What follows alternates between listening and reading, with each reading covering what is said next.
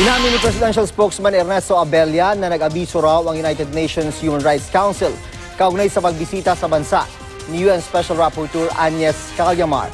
Pero pinakiusapan daw nila itong huwag munang tumuloy. Nakatutok si Salima Refran.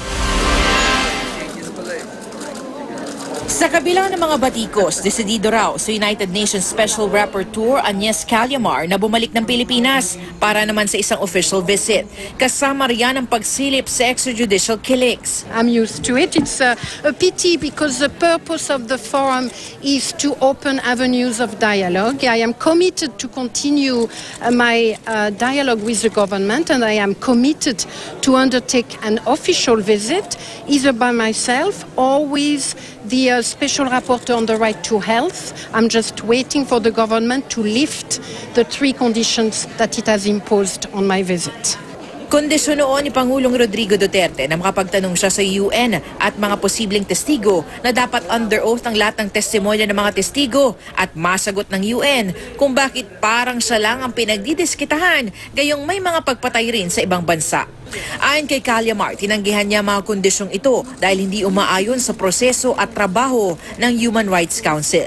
Pinabulaanan din ni Callamar ang sinabi ng Malacanang na hindi niya tinanggap ang imbitasyon noon para magkaroon ng official visit. Kahapon, nagpahayag ng pagkadismaya ang Malacanang sa pagdating ni Callamar sa bansa. Hindi raw kasi ito nag-abisong pupunta ng Pilipinas. Pero kanina, inamin ni Presidential Spokesman Ernesto Abella na nag-abiso ang United Nations Human Rights Council sa Philippine Mission sa Geneva, Switzerland, pero nakiusap ang Pilipinas na wag nang tumuloy si Callamar dahil may mga opisyal naman ng Pilipinas sa Geneva na gusto siyang makita roon. The fact that my visit was planned and that the government was informed about my visit. Absolutely, the statement is correct. Nag-tweet naman si Philippine Ambassador to the United Nations, Teddy Locsin Jr., na ang pag-abiso ni Callamar sa pamahalaan ng Pilipinas ay patunay na kinikilala niya ang otoridad ng pamahalaan sa kanyang pagbisita.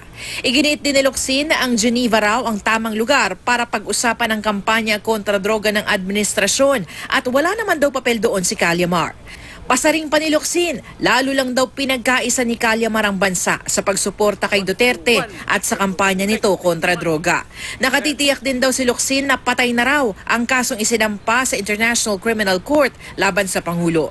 Si Senator Alan Peter Cayetano na nasa United Nations Human Rights Council sa Geneva, Switzerland ngayon para ipresenta umano ang katotohanan sa kampanya kontra droga, sinabing fake news ang mga kaso ng extrajudicial killing sa bansa na pinaniwalaan naman daw ng mga kaaway sa politika ng Pangulo.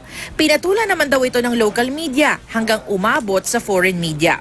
Dapat din daw igalang ang soberanya ng Pilipinas at huwag pakialaman ang mga nangyayari sa loob ng bansa. Salima Refran, nakatutok 24 oras.